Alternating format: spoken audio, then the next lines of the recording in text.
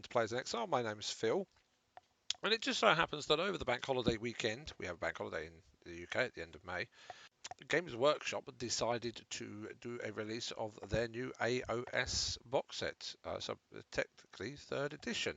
And I missed it because I was away. So what I thought I would do is I would record myself having a look at this for the first time, giving you my thoughts as we go through it. I have a particular interest in this because I recently started to collect Daughters of Cain, and I've also got a small Blades of Corn army as well that are probably both going to be fledged out to be fully fledged armies. And if there's going to be a new rule set, I think it's a good time for me to get into AOS because I've never actually played the second edition.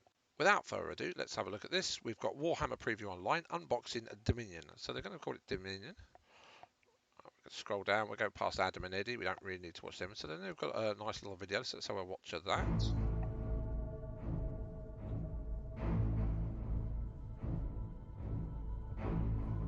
Remember.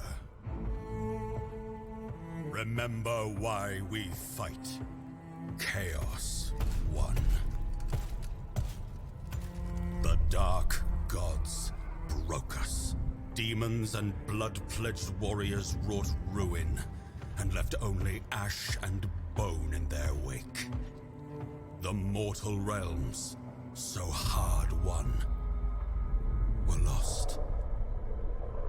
In the face of such defeat, the armor of mortals could not hold.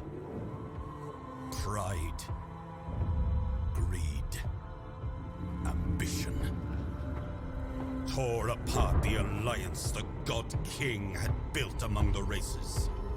It is well, then, that we are not mortal.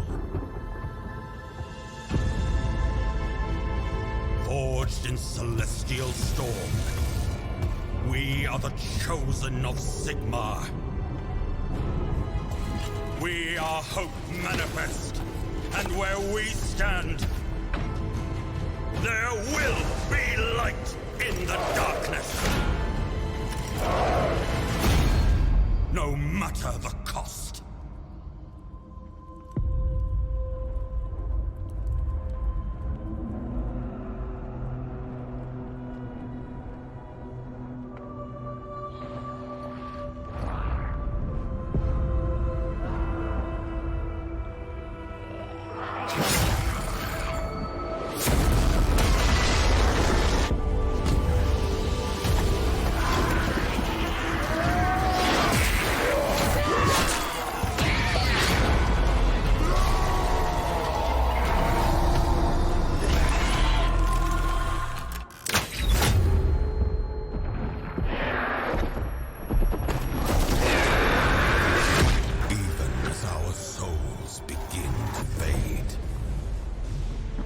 Death is not the end. Our war is eternal. And so, we must remember. Remember why we fight!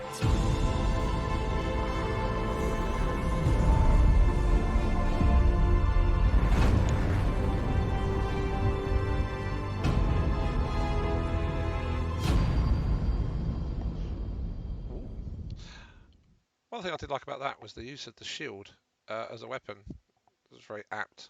I was watching a video about that the other day. Great animation, really good. I mean, obviously Games Workshop have got their known video studio now. They're going to do a streaming service, which they all want us to pay for. More thoughts about that another time. But you can just tell that they've really got professional touch, I think is what I'm going for, on their animations. It really does sell the game. So let's have a look what we've got now. What's in the box? Ooh,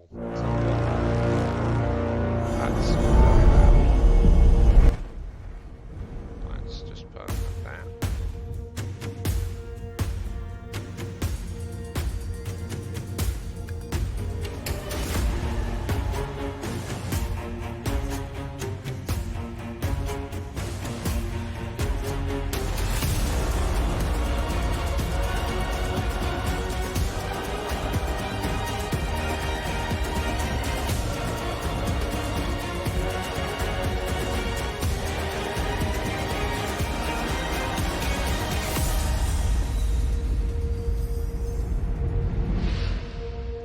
So, first impressions, as usual, with Games Workshop introduction box set, if you like. There's a lot in there, isn't there? I mean, there's a lot in there. Let's have a look at that. So there's 21 Stormcast Eternals, 39 Crawlboys Oryx. But that kind of doesn't tell the full picture, because obviously you've got an Oryx boss on some kind of mount. You've got Stormcast Eternal. I don't know their names, so you'll have to forgive me, but she's got angel wings and she looks pretty damn good. In fact, that's the sort of miniature that a lot of people would just paint just for the fun of it. Looks cave trollish to me, but it's probably just a big Oryx and various other Oryx leader types. Exclusive launch edition core book. So that sounds like what we got with the latest edition of Warhammer 40k with Indomitus. 24-page booklet to get started, 14 more scroll cords, 2 allegiance ability cards. Alright, Amstone Watch. There's your cards, there's the book.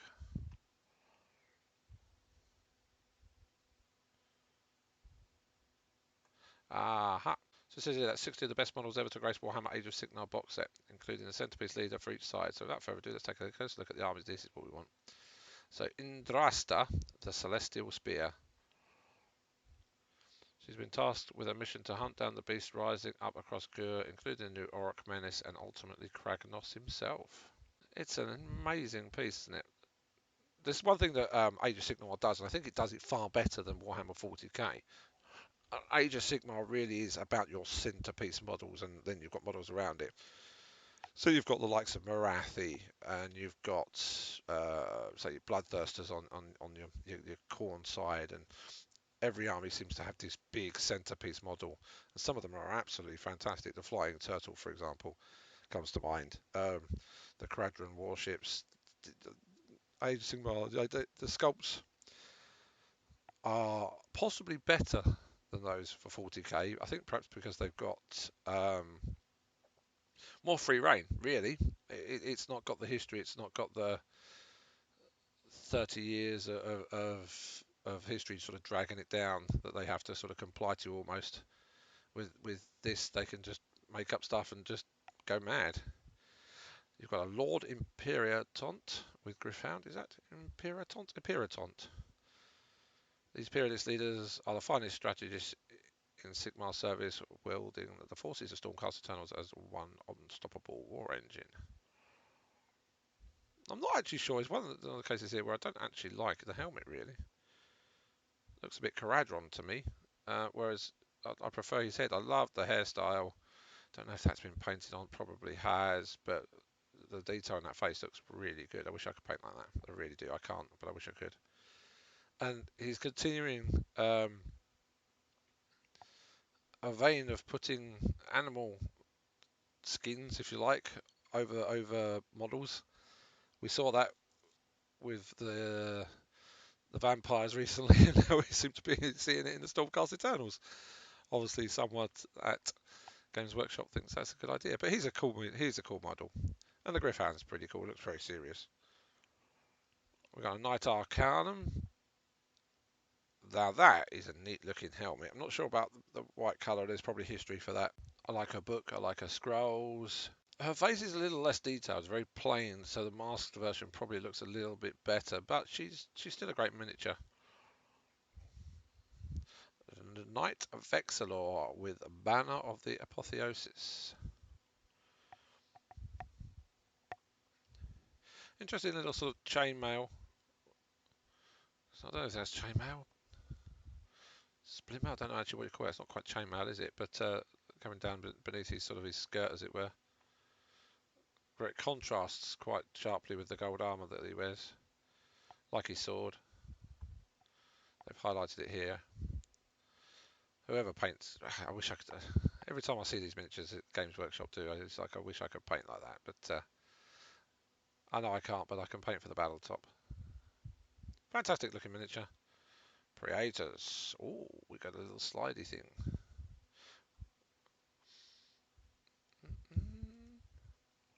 He's cool. Reminds me of Tuvok. With a little thing on his head, I think. But yep, very nice. Again, they've got this sort of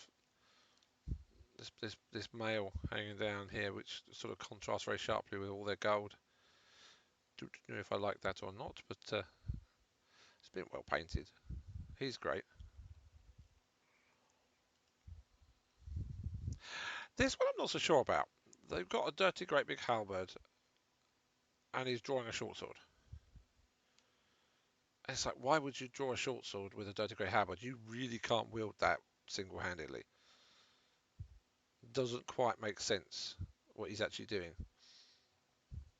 Unless, of course, he's trying to stab someone at close range. But they are great miniatures. Again, Annihilators. Well, look at him with his lion armour and his lightning shield and his huge mace. He's a nifty looking lad.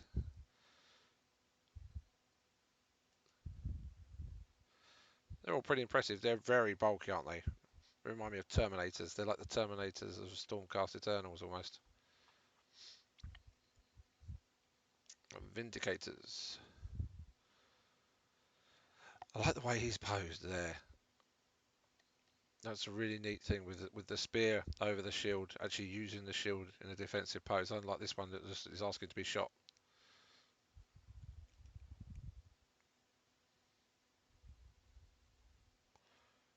Again, sort of using the shield for defensiveness, although I'd like to see the spear in a sort of different angle. I wonder if you could just sort of move that round a bit. So again, this one just looks...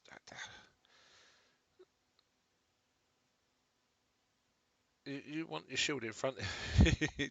This is, shouldn't be commenting on. They're great poses, but this guy's sort of a better pose. But these are, again, great models. There you go. This is the sort of pose you want. You want a whole regiment of these guys doing this. They would look great on the battlefield because they're doing what they're supposed to be doing, protecting with their shields and stabbing with their spears. But there's lots of different poses there. I'll give them that. I presume there's variations on the sprue, as it were.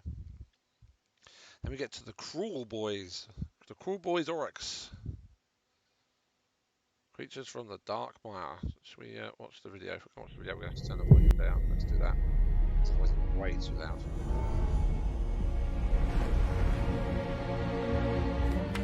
Entry number 41.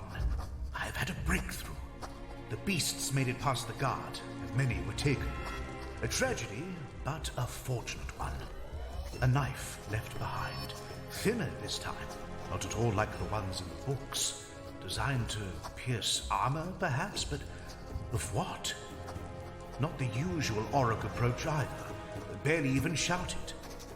Diversions, far more cunning than before. Something is brewing in the swamps, I'm sure of it. Alas, if my theories are correct, then we are in more trouble than we know.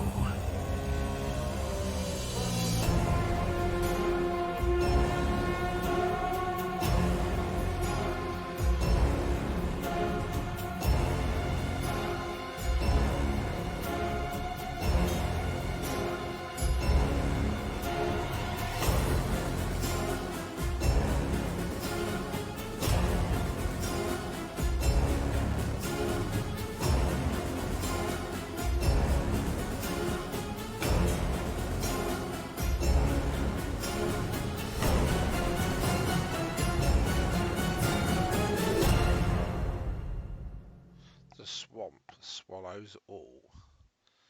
It's quite evocative. Crawlboys are still brutal, but their cunning makes them more amenable to picking off foes at range and stabbing someone in the back instead of charging in headlong. So they're smart orcs, basically. They make their homes in the bog, swamps and marketplaces, especially in Gur. When Kragnos began the rampage, the Crawlboys took to him like a moth to flame. Worship him as a destruction incarnate, the Crawlboys are rising up all across the realms to join their kinfolk, and they're bringing some big, nasty beasts with them. Yeah, Kragnos is a big, nasty beast in himself. So what have we got here? We've got the killer boss on Great Gnashtooth. Can I just say, I watched that video and I saw that spinning round. That is an awesome model, fantastically well painted. I mean, it's just so much detail on there. If you look at that, and then you look at some of the stuff that they've brought out for orcs recently on 40k, this is just knocking it out of the park. That is immense. His legs look a little bit odd, if you ask me. It looks like he's, I don't know. It goes down there. It looks kind of slightly short, but other than that, that is again another awesome centerpiece model.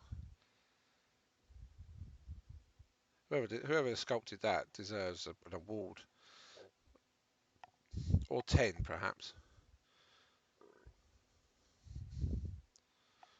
The Swamp Cooler, yeah, Swamp Cooler Shaman and Pot Grot. Repulsive even by the standards of the Crawlboys, Swamp Cooler wizards channel the foul magics of the swamp into toxins and vile elixirs to aid their kin. That's a giant skull on his back. That's pretty sweet looking. Just look at the detail in that. And all the little knickknacks it's got hanging down. And very cleverly, it's got like an armor plate around his midriff sort of area, which carries on that theme from the shield here, which is very cool because you get that sort of unique sort of theme going through the army. Love the way they've painted the fire underneath the pot with that glow effect.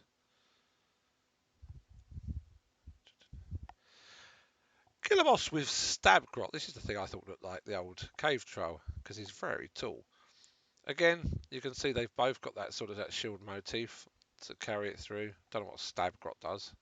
Probably just gets to eat arrows before the main guy does.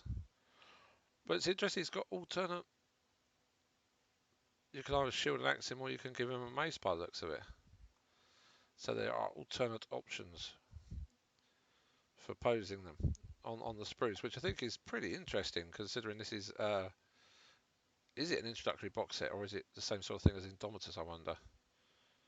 The Vicious Warlord is also a brave little fella whose super is at stabbing things and can be kicked in front of a blow meant for the killer boss. Yeah, there you go. Told you he's there to take arrows for the boss. Merc Knob with Belcher Banner. I love the head.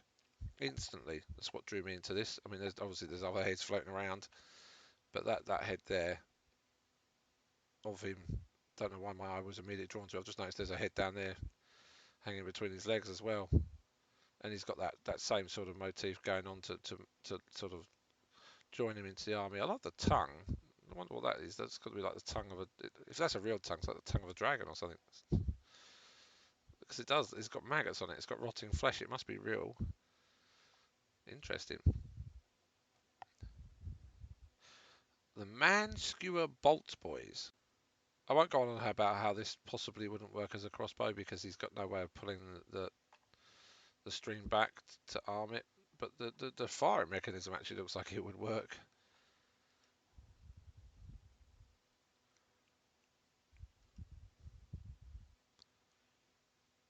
Now you see, he's actually cocked it backwards. So are they imagining that he does that with his hand? There's no way you could on a crossbow, but this is fantasy. After all, he's an orc. He's incredibly strong. I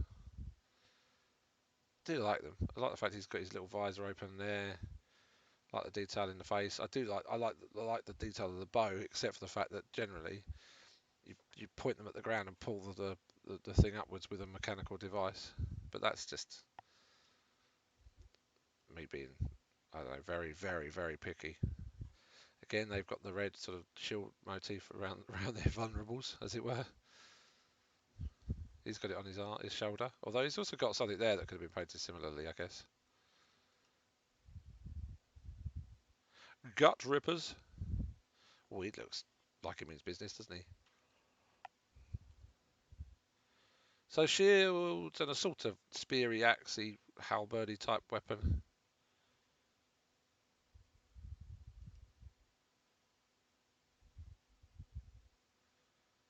They're, how should we put this? Skinnier. Less bulky than orcs I'm used to seeing. Their arms are more light. I mean, they're still muscly, but there's usually when you see orcs they look very, very bulky. These ones look I hate to say this, but they look more like they're from Lord of the Rings than the classic 40k orcs I'm used to. Loving the paint. I love that head. I love some of the heads of these. Love the helmet on that one. Some great details. The sculptors really have gone to town, haven't they? Don't even know which one we started on. I think we started on those ones because I remember that face. There we go. Should we scroll down? Hobgrot Slitters. So these are the sort of goblins then, I guess.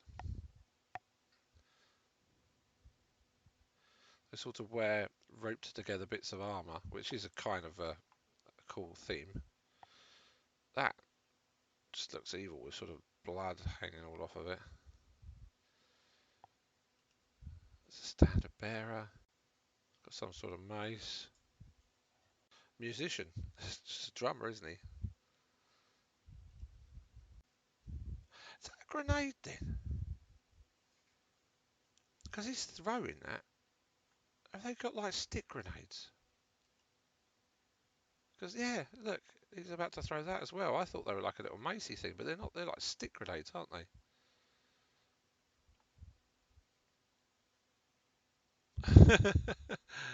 That covers the model cells. We told you this box was hefty. It says, remember, responsible lifting is important. When picking up your order, make sure your back is well braced and your posture is correct before attempting to lift the bin. So showing and asking a buddy for help. What else is under the lid? The core book. This is one of the reasons I think I'm going to buy this. It's not because I want the models. I'm not particular. I've got some Stormcast, but I'm not particularly into Stormcast at all whatsoever, and I'm not particularly into Orcs either. But that book, I suppose you'll be able to buy it separately. But I've got the Indomitus one, and I would like that to go on my shelf as well. And it is one of the reasons it will make me buy it. I mean, I'll probably get it anyway. The Warwick Amstone Watch. It'd be cool to play it. Best rule set anything. So we're going to say 8 new things about. Okay. Again, let's turn the volume down to about 30, so not too loud. And then just a cheeky highlight of silver on the very edges of the armour, like that. Perfect. Nay! Nay! Nay! It is I, the benevolent and omnipotent Sigmar. Sigmar himself! Silence! We have no time for inane mortal babblings. Now tell me, what are you doing? Well, I'm just painting these new Stormcast Eternals. They're cool and all, but... I said silence. Sigmar does not engage in idle chit-chat. I am here to give you 8 new things about the new Warhammer Age of Sigmar.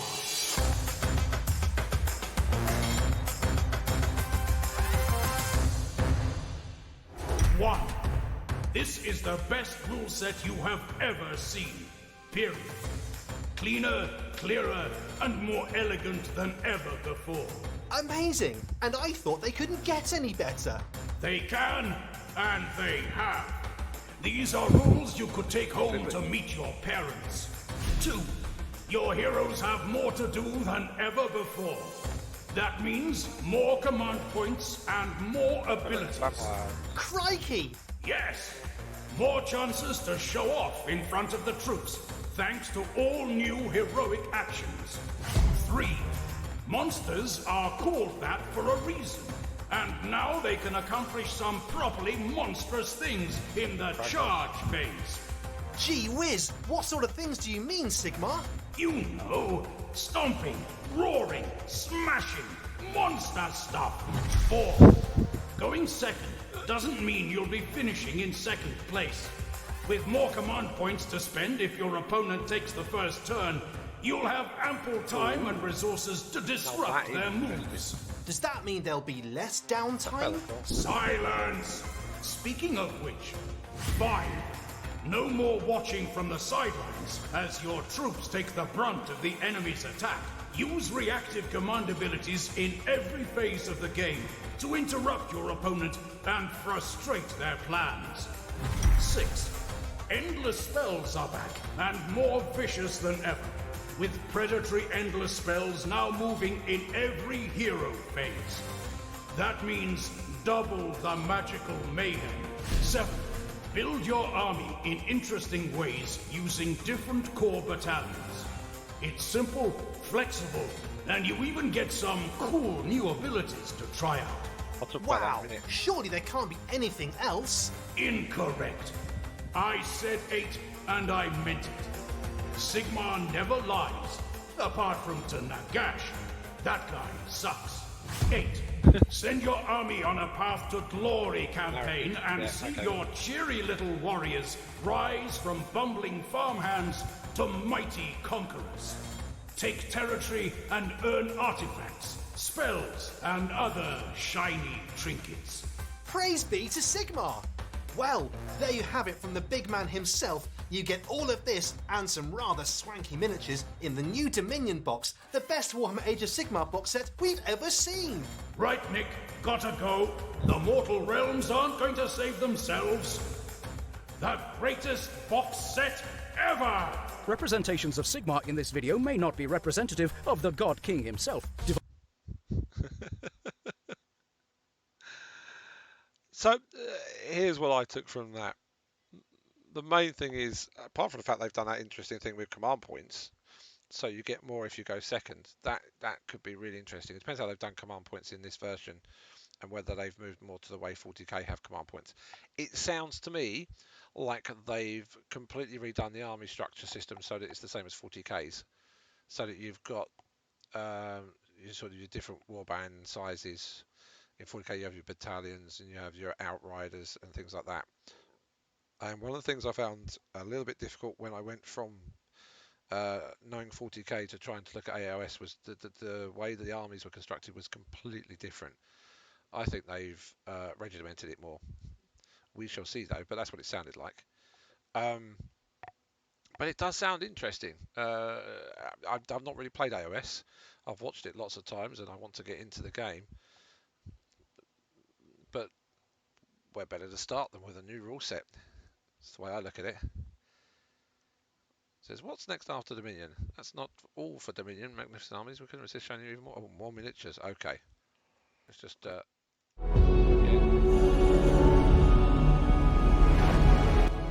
videos come out so loud.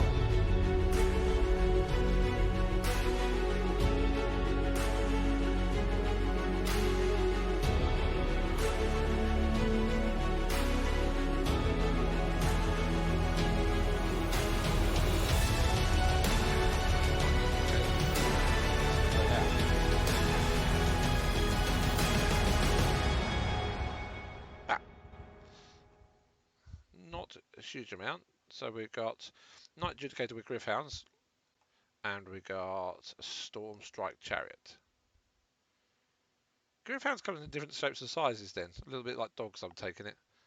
Because, well, they look a little bit more like cats to be honest with you, but you've got these tiny sort of lithe looking ones that are, and you've got these massively huge ones. I presume they're still Griffhounds. Maybe Griffhounds are actually based on cats because they look like lions with griffin heads, which would make sense because, or with eagle heads rather, because they are kind of griffins without wings. Oh, more Crawlboys. Okay.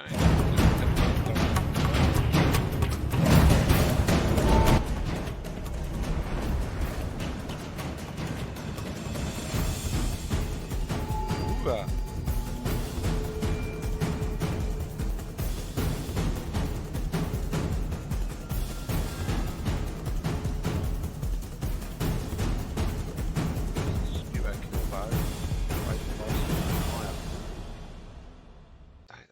That looked more.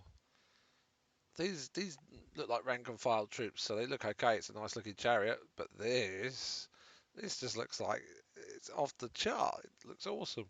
So Crawlboys may be more cunning than most, but they're still orcs at the end of the day. The fact they made this ridiculously massive crossbows a fine example. Kill bows are deadly to both large monsters and masses of foot troops, shooting straight through several at once. I do love the fact he's actually going to fire that with his fingers. But that is actually... I love the mechanics in it. I think someone's actually taken some time to sort of study how a crossbow would work, because it looks like the whole sort of launch mechanism is actually really thought out. I mean, it may not work, but it does look like they thought it out, and that is awesome. Better than the Chariot, that's for sure. You can see who I prefer, can't you, already? And the Breaker boss on Maya Brute Trogoth. Now look at that. That is some kind of awesome.